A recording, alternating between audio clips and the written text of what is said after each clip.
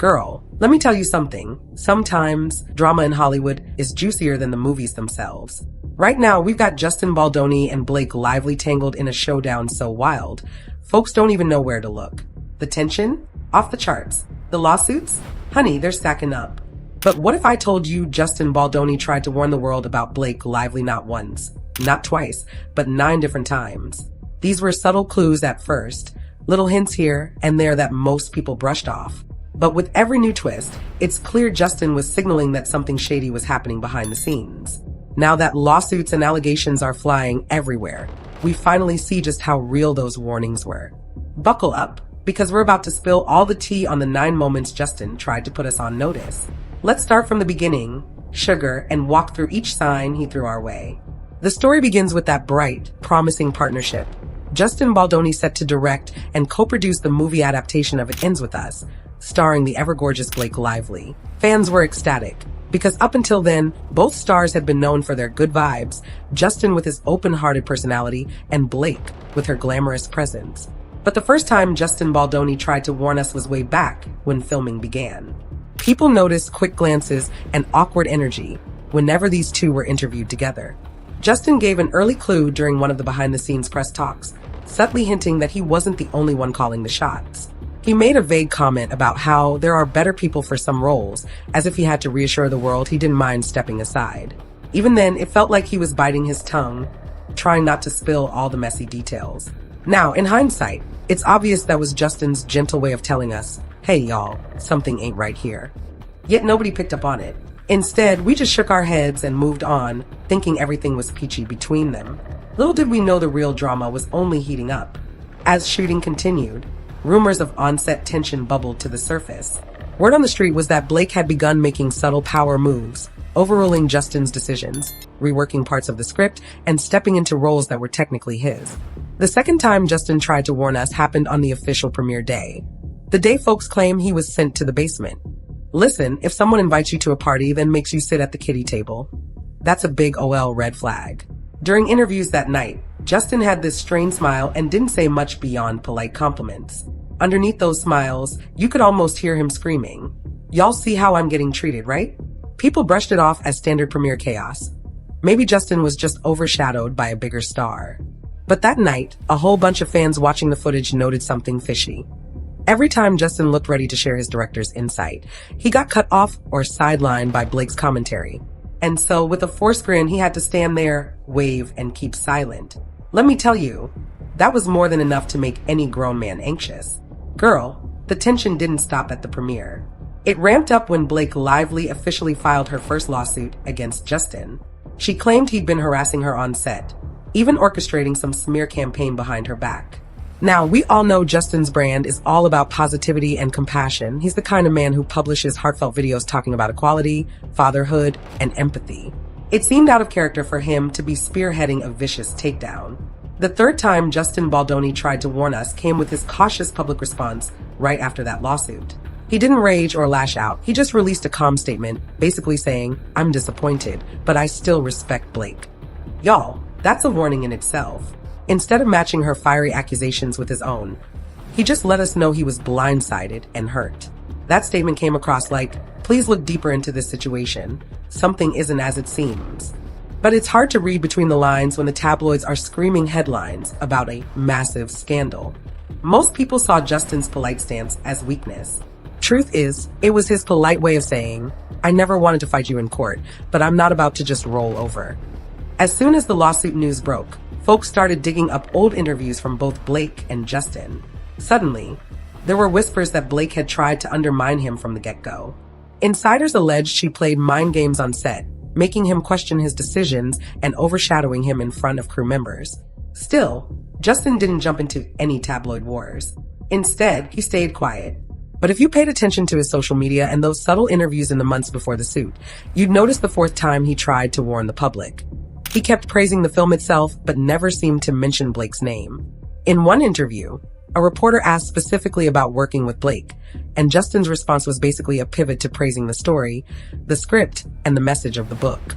It felt like he was intentionally sidestepping any personal compliments. That was his silent clue. Honey, he was telling us that behind that silver screen shine, he was dealing with something messy.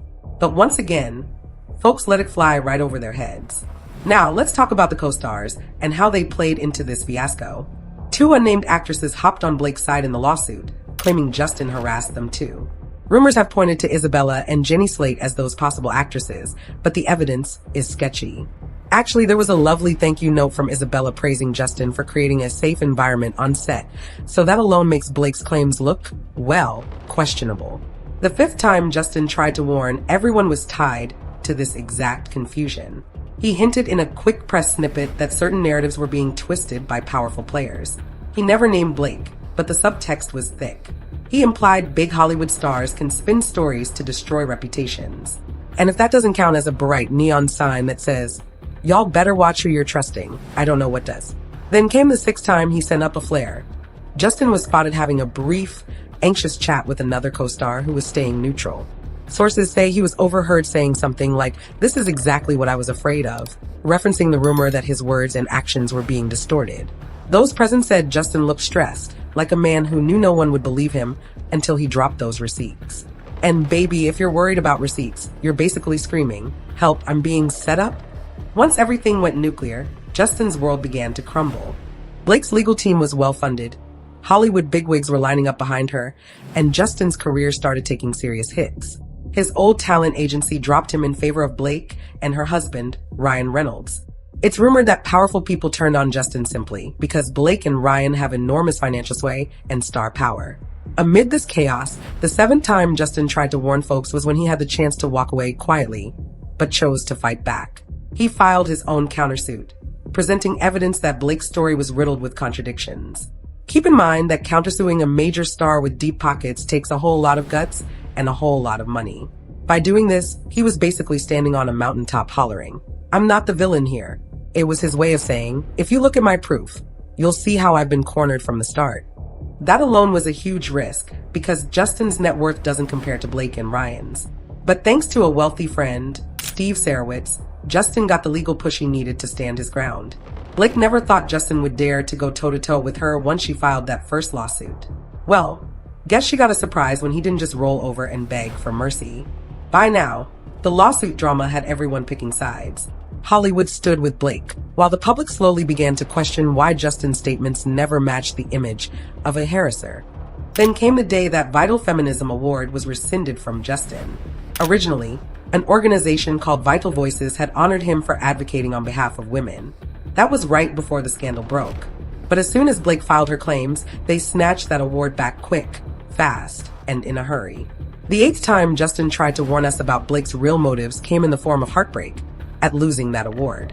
Justin openly spoke about it, not with rage, but with disappointment, hinting that a few powerful phone calls could rip away his entire identity as a feminist and a champion for women's rights. We can only imagine how it must have felt for him to watch so many so-called allies flip sides overnight. That heartbreak led straight into the ninth time Justin tried to warn everyone.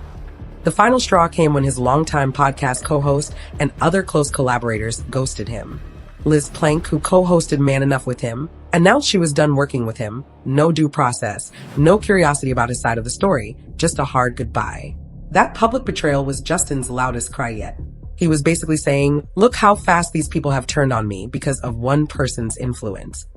If that ain't a big, fat sign that something fishy is going on, I don't know what is. And that's where we stand. After 9 separate warnings, some subtle, some direct, Justin is still fighting an uphill battle. At this point, he's given all of us plenty of reasons to doubt Blake's story. He's lost endorsements, business relationships, and personal friendships. Despite that, Hollywood elites continue to close ranks around one of their own. All these warnings add up to a saga that started as a glittery film project and turned into a roller coaster of court documents, suspicious interviews, and behind-the-scenes power moves. Justin Baldoni tried to hint at this conflict from the jump, but folks either missed the signs or didn't want to see them. Meanwhile, Blake Lively used her charm, connections, and legal muscle to flip the narrative in her favor. But let's not forget, Justin now has serious backup. With billionaire support, an arsenal of receipts, and a growing number of fans peeking beneath the surface, he's far from powerless. The lawsuit's outcome remains anyone's guess, especially with new evidence popping up every time we blink. Hollywood may keep giving Blake the side-eye support she wants, but the court of public opinion isn't sold. Will more shocking secrets spill out, or will both sides bury the hatchet? Either way, we should all keep our eyes peeled. If Justin's track record is any clue, he's not afraid to stand alone and shine a light on the truth, no matter what it costs him. Thanks for supporting the Gossip Wire. If you made it this far in the video, make sure to like and subscribe for more of the hottest celebrity news online.